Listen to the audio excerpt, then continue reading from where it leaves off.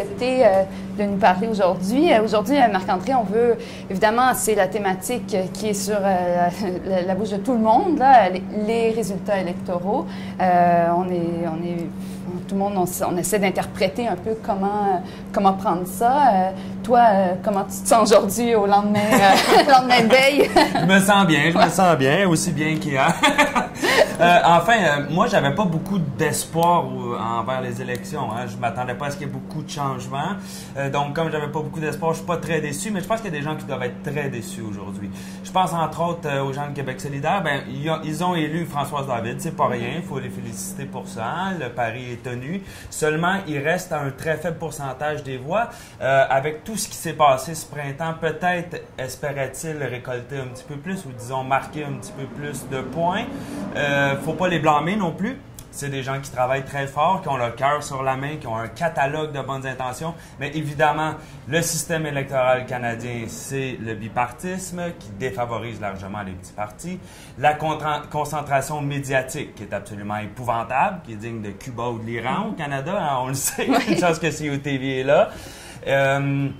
Quoi d'autre? Ça a été une campagne assez dure, finalement, pour Québec solidaire, parce qu'ils n'ont pas droit à l'espace auquel ils devraient avoir droit. Option nationale aussi, on l'a vu dans beaucoup de manifestations, beaucoup de jeunes ont mis d'espoir dans ce parti-là. Il n'a pas été élu. Le seul député qui a la chance d'être élu n'a pas été élu. Grande déception aussi pour les gens d'Option nationale. Ce qu'on a sous-estimé, à mon avis, on en parlait un peu avant l'émission, c'est la force de résilience du Parti libéral qui est allé chercher beaucoup de députés, malgré les scandales de corruption, malgré l'usure gouvernementale d'un vieux parti qui est là depuis longtemps. Je pense...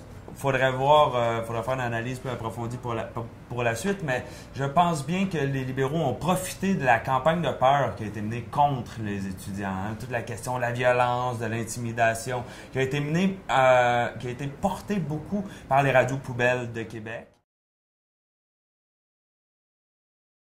Qui sont rendus à Montréal. Ouais. Merci à Québec de nous envoyer les vidanges. Hein? Et puis, donc, toute l'équipe québécoise, finalement, l'Empire québécois a beaucoup travaillé pour le Parti libéral, alors que je pense qu'au fond, elle voulait plutôt travailler pour la CAQ. Mais à force de brandir, de crier au loup, de la violence, de l'intimidation, de faire des scandales avec mise en demeure, hein, qui se retrouve en première page du Journal de Montréal, avec l'affiche trouvée chez Amir Kadir, ça en est devenu complètement ridicule, risible, schizophrénique, paranoïaque. Ça a favorisé le Parti libéral, d'après moi. Mm-hmm. Mais en même temps, on pourrait dire, est-ce qu'on peut dire, par exemple, que le mouvement étudiant a vraiment forcé les élections? En fait, d'une certaine manière, c'est une victoire qu'un mouvement, et c'est une victoire historique d'une certaine manière. Aucun autre mouvement, depuis bien des années, a réussi à déstabiliser un gouvernement au point où il a été forcé à appliquer aux élections, même si c'était une question stratégique. Oui, donc, tout à fait. C'est encore difficile à dire. On ne peut pas dire que c'est une défaite complète du côté étudiant. Premièrement, effectivement, ils ont fait tomber le ministre, hein, on l'oublie, mais ils ont fait tomber le ministre. Ils ont déclenché des élections. Ils ont également ébranlé fortement le consensus néolibéral qui régnait depuis 30 ans. Ils ont amené dans le débat public beaucoup d'éléments intéressants, la marchandisation de l'éducation, la démocratisation de nos institutions scolaires, la question du féminisme, etc.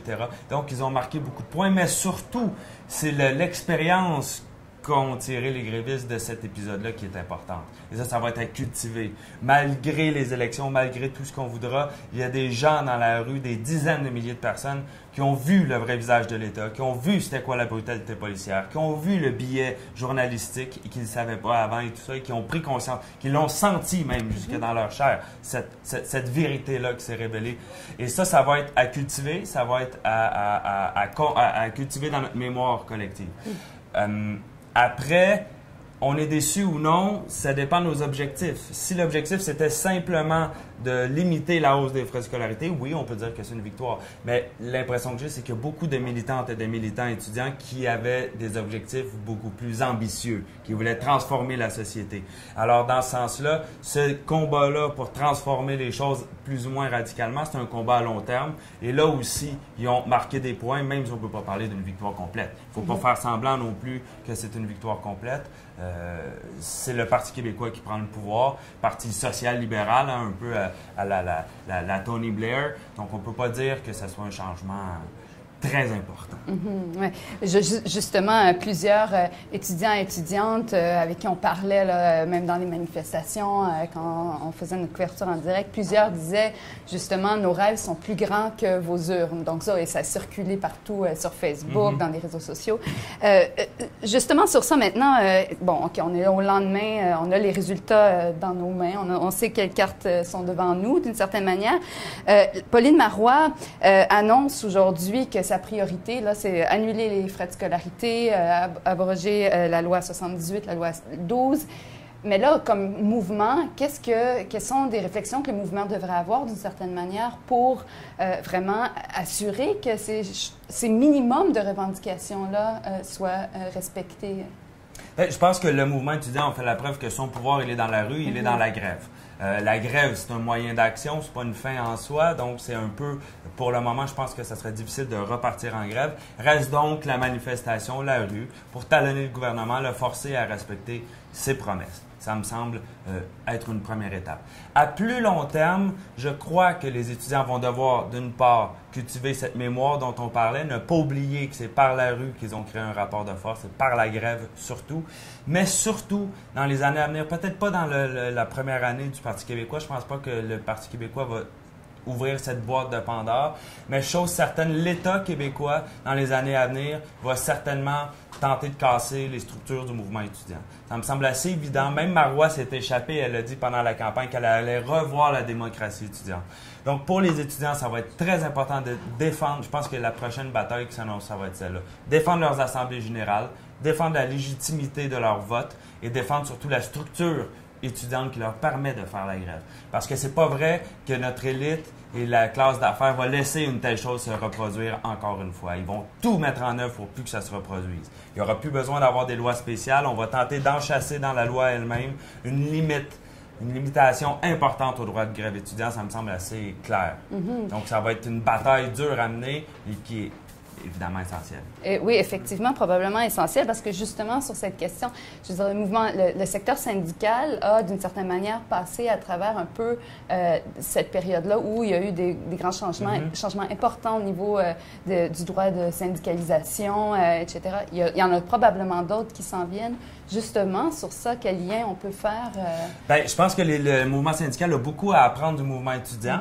Le mouvement syndical est empêtré dans le légalisme depuis des années. Il se plie systématiquement aux lois spéciales que le gouvernement Harper ou Charest lui envoyait dans les dents. Il a toujours refusé d'aller plus loin. Et la cause de ça, c'est parce qu'il refuse de politiser ses membres. C'est un travail politique à long terme qu'il faut mener. Il faut apprendre aux travailleurs, réapprendre aux travailleurs, c'est quoi la solidarité de classe, c'est quoi la lutte des classes, c'est quoi le syndicalisme de combat.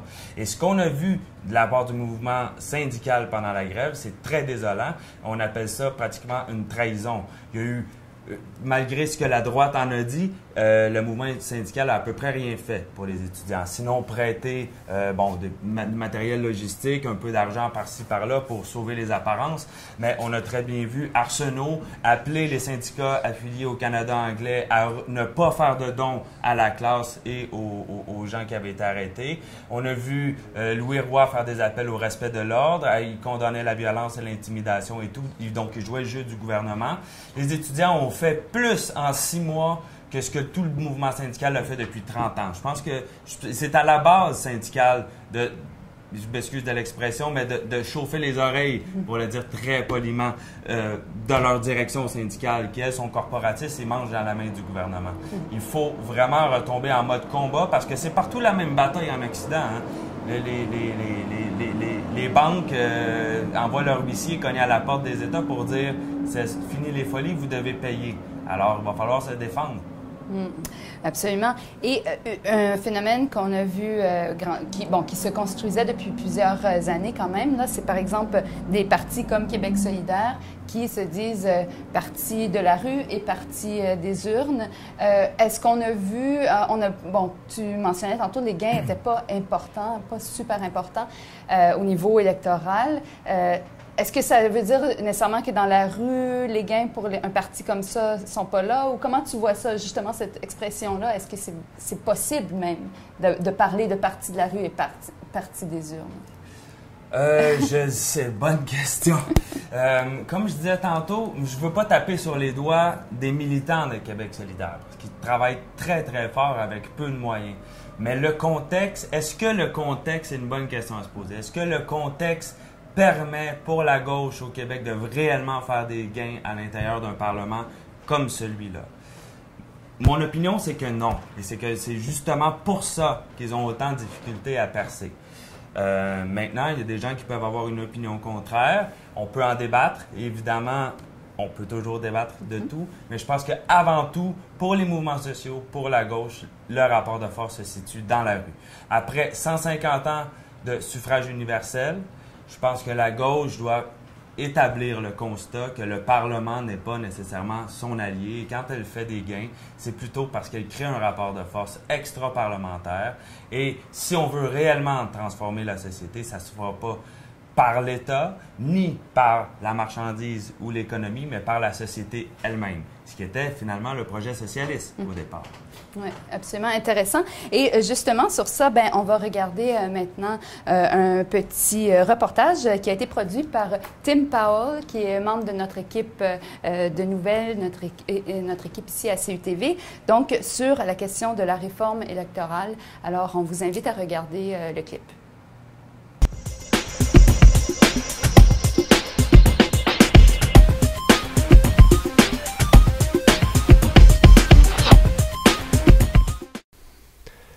First past the post. It's the voting system used to determine the winner of our federal and provincial elections, but some would like to see it replaced.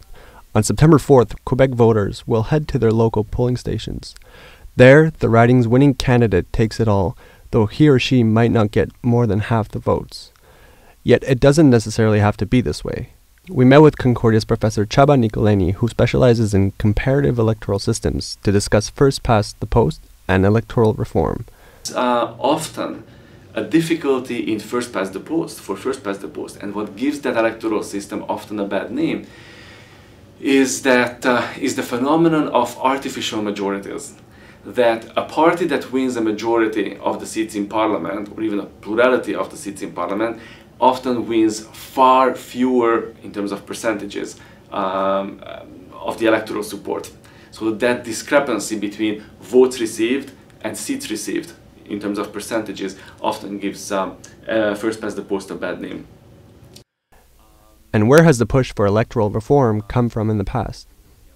Where the working classes, the revolutionary classes, actually organized and lobbied historically for proportional representation in order to break through this system. They realized that the working classes in Germany, in France, the representation in the individual constituencies may have been weak, but if you aggregate their support nationwide, they were powerful, and that's why they lobbied and fought very much for proportional representation. Is proportional representation a more democratic electoral system? It would be wrong to say that first past the post is less democratic. It is based on a different representational principle than proportional representation. First past the post is fundamentally based on territorial representation. It's based on the representation of individual constituencies by a single representative. Proportional representation gets away from that. There are still electoral districts, but electoral districts are larger, they have multiple representatives, and in some cases, the electoral district is the entire nation. What are the advantages and disadvantages of either system? If you want to generate, for example, boost electoral turnout, participation rate, research shows that proportional representation, that's one main family of electoral systems, works better. So if you want to reduce the number of parties, if you want to increase more government stability, more government efficiency into the political system, then you need to move away from proportional representation. You need to limit the degree of proportionality. And in general, the research does suggest that there is a trade-off. There's a fundamental trade-off between efficiency and representation. If you want to promote the representation of societal interest in parliament, proportional representation is the way. But if you choose that route, you have to accept coalition governments, multi-party politics, the potential for unstable governments to be a part of your political culture. Le Parti de la Réforme proportionnelle mixte is one party that is ready for this trade-off. They suggest a ballot where voters choose a representative for their riding who then gets a seat at the National Assembly. But voters get to elect their preferred party at the same time, and the seat distribution is adjusted to reflect these results. Nous, la manière qu'on est parti, c'est un constat, puis une réaction, puis un moyen. Le seul moyen qu'on a fait, c'est de faire un parti de réforme qui est apolitique. On parle pas qu'on est à gauche, on dit pas qu'on est à droite, on parle pas aucune mesure, on fait pas de promesses, sinon que faire la promotion du mode de scrutin proportionnel mixte. On s'est dit, à quelque part, si on va chercher, comme le Bloc POT, ils vont chercher 2% à chaque élection fédérale, 2%, c'est pas rien. Si on va chercher 2 à 5%, nous, ben, pour un parti qui frôle être majoritaire, 2 à 5%, ça peut être crucial. Ça fait la différence entre majoritaire et minoritaire. On vient gruger à l'endroit où est-ce qu'ils sont vulnérables, les partis. C'est-à-dire dans leur vote. C'est là, c'est là que ça compte. Alors, une fois c'est dit, on s'est dit, si on va jouer là-dedans, on risque peut-être de se faire enlever notre idée par un parti qui va tout pouvoir et qui va la faire la réforme. Mais, gagnant-gagnant. The difficulty with electoral reform is that ultimately you need the support of the political class, of the political elite, the incumbents. But the incumbents are incumbents by virtue of having an electoral system in place. That's the status quo. So asking someone to change a system that actually benefited them is very difficult. Is changing the electoral system, is it a way to increase the meaningfulness of the election? Well, not necessarily. Look at a country like India. India has not changed its electoral system since the 1960s. The electoral system has remained the same, but the party system changed. Society has changed. Political parties and organizations started mobilizing, organizing differently, and that meant that a completely new party system has emerged in India, yet first past the post is still intact. When society changes, politics will change, even if the electoral system remains the same.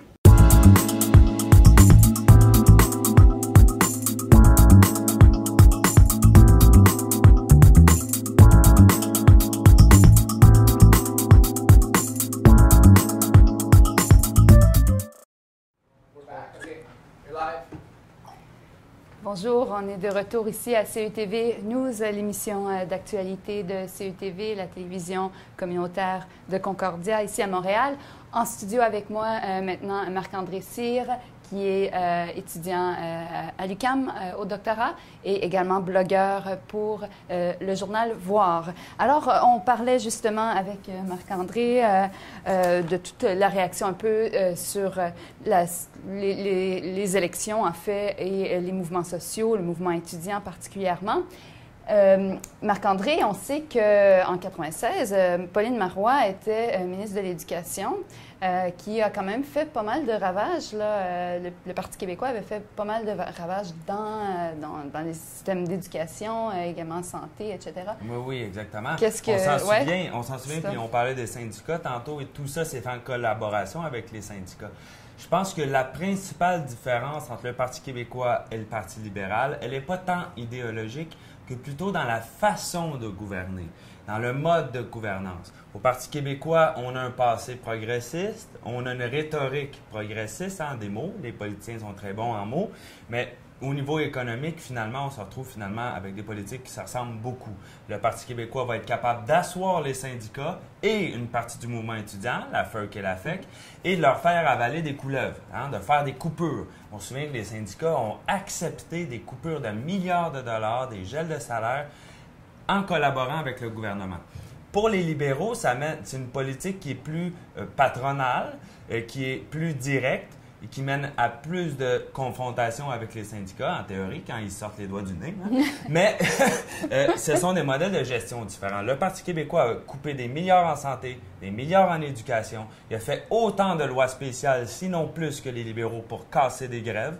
Et aujourd'hui, on peut ajouter que le Parti québécois, au niveau de la question identitaire, est assez réactionnaire, assez conservateur, une définition très, très conservatrice de ce qu'est un Québécois ou une Québécoise. Donc, vous voyez, de mon avis, les progressistes au Parti québécois, ce qu'on appelle la gauche au Parti québécois, qui tourne autour de SPQ libre, hein, le syndicaliste progressiste pour un Québec libre. L'image que j'ai d'eux, c'est, vous savez, un peu comme cet ancien amoureux qui veut pas accepter que la rupture est consommée, qu'il faut passer à autre chose, et qui revient sur votre balcon vous dire je t'aime, je t'aime, je t'aime.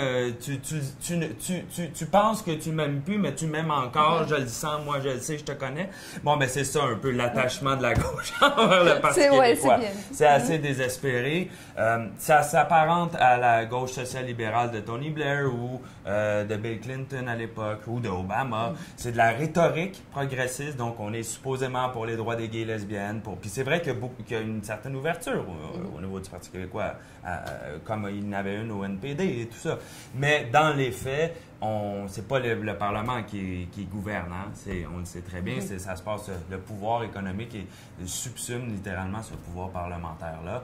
Et on vit dans un monde où le capitalisme est littéralement une religion, et cette religion-là, les gens du Parti québécois en sont très pieux et sont sont de fervents croyants, disons. Ah, c'est justement sur ça, tu en parlais justement un peu dans ton discours du 22 août à la manifestation étudiante, en fait quasiment citoyenne. Là. Il n'y avait pas juste des étudiants et étudiantes qui étaient présents à la manif devant des milliers de personnes. Et tu parles justement de cette notion-là de la révolution, de plusieurs points. On va regarder un peu le clip en question avec le discours, puis on va revenir pour en discuter davantage.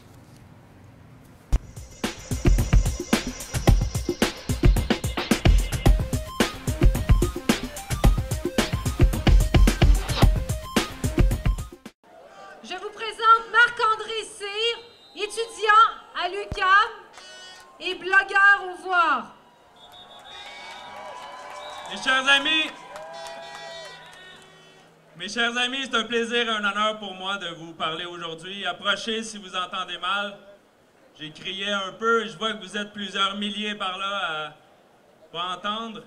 Enfin, aujourd'hui, on a la preuve, hein? Ceux et celles qui disent que le mouvement s'essouffle vont sentir la moutarde leur monter un peu au nez, j'ai l'impression.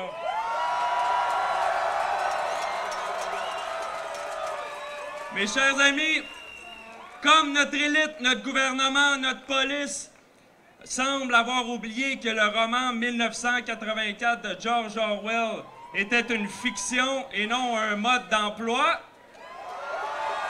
on va rétablir quelques faits. On va rétablir quelques vérités. D'abord, nous ne sommes pas violents. Nous sommes la résistance à la violence. Nous sommes l'antithèse de la violence.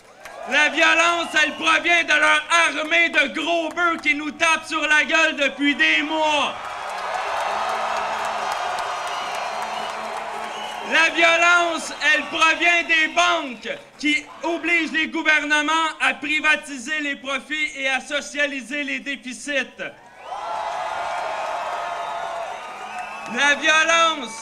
La violence, elle provient des chroniqueurs vidanges de Québécois qui nous crachent sur la gueule à longueur d'année.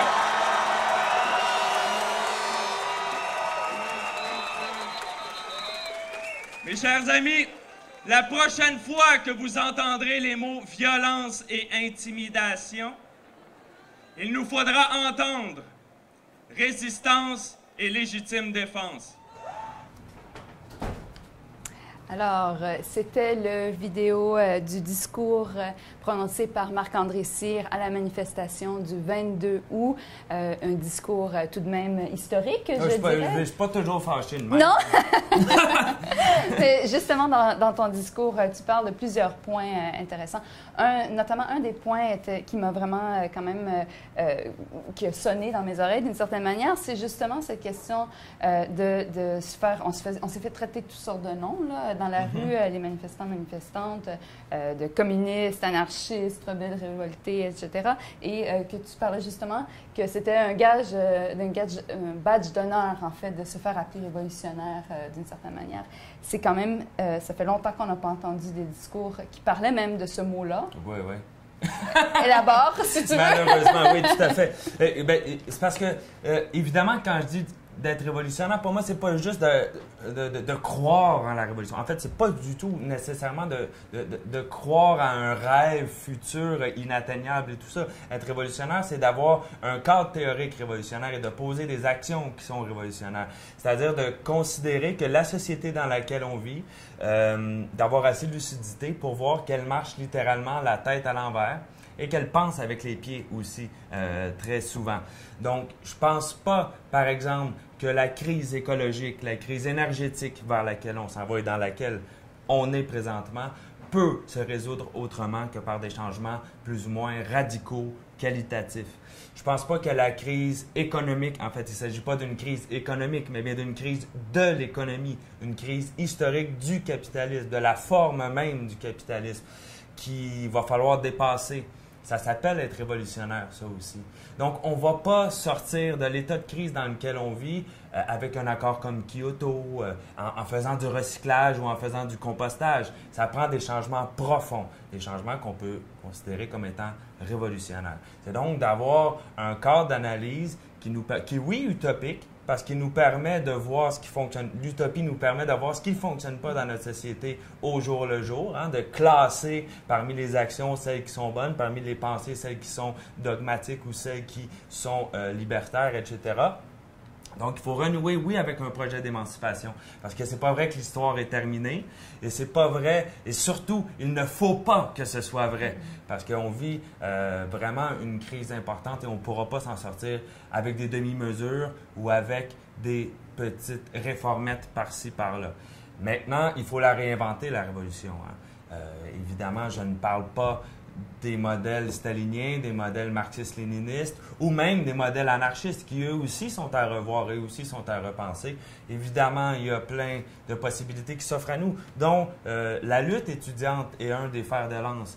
Et je crois que cette lutte-là, elle a donné du relief à ce qu'on avait un peu oublié, c'est-à-dire que oui, on peut changer la société et on peut la changer en s'unissant, en travaillant fort, par la solidarité, par des luttes qui sont dures, par contre. Il ne faut pas l'oublier, mais la lutte est le chemin et il faut continuer. Oui, absolument. Eh bien, sur ça, ben, il y avait aussi la question, justement, dans le discours, la question, parce que, bon, la révolution, souvent, dans les oreilles des gens, ça sonne avec violence, etc. Dans ton discours, tu parles aussi un peu de ça, qu'en fait, le mouvement qui était dans la rue et qui continue d'être mobilisé à différents moyens est l'antithèse de la violence. Est-ce que tu veux aussi élaborer un peu là-dessus? Oui, pour moi, c'est l'antithèse de la violence parce que précisément ce qu'ont fait les étudiants, c'est tenter de résister à la violence, à la contrainte de l'État, contrainte qu'ils considèrent illégitime, comme moi d'ailleurs, et ils ont tenté de résister à cette violence-là sans la reproduire. Donc, de mettre un frein à la violence policière, de dénoncer la violence des institutions, dont les banques, par exemple, ou la distribution de la richesse, qui est une violence systématique qu'on vit chaque jour. Et quand on parle de violence, il faut parler de cette violence-là aussi. Hein? On parle de la violence de la vitrine cassée, mais on oublie qu'avant qu'elle soit cassée, elle comporte beaucoup de violence, cette vitrine, beaucoup d'exploitation, les sweatshops, etc. Donc, je crois que les étudiants ont réellement eu un comportement anti-violent parce qu'ils ont résisté à la violence de l'État sans la reproduire, sans s'en prendre aux individus, en mettant de l'avant des institutions démocratiques, par la discussion et après, en s'en prenant aux institutions de la violence, sans s'en prendre aux individus. Ils ont donc tenté de trouver cet équilibre qui nous permet d'avoir un nouveau rapport à la violence. Mais c'est pas facile, c'est un peu comme dompter un tigre. Hein? La violence, elle existe, elle fait partie de la vie de l'humanité. Il faut la dompter, il faut développer un nouveau rapport qui ne soit pas celui de la brutalité de l'État avec elle. mais c'est un rapport qui est à construire encore. Absolument. Alors, plusieurs défis, je pense, sont devant nous. Plusieurs défis qui peuvent être très positifs, j'imagine aussi, pour l'avenir des mouvements sociaux. Espérons qu'on saura s'en inspirer. Oui, absolument. Alors, merci beaucoup, Marc-André, d'avoir pris le temps de nous parler. Alors, c'était Marc-André Cyr qui nous parlait justement de sa réaction par rapport aux élections, aux mouvements sociaux. On vous pouvez suivre également Marc-André Cyr sur le site web de Voir, c'est voir.ca. Exactement. Et alors, on vous remercie d'avoir suivi CETV maintenant. Nous serons en direct mercredi prochain également à 19h. On vous invite à suivre tous les autres vidéos, clips qui ont été produits par la communauté de CETV, toutes les équipes, que ce soit actualité, mais on a également art et culture et plusieurs autres produits intéressants que vous pouvez suivre. Donc, on vous remercie. Bonne semaine.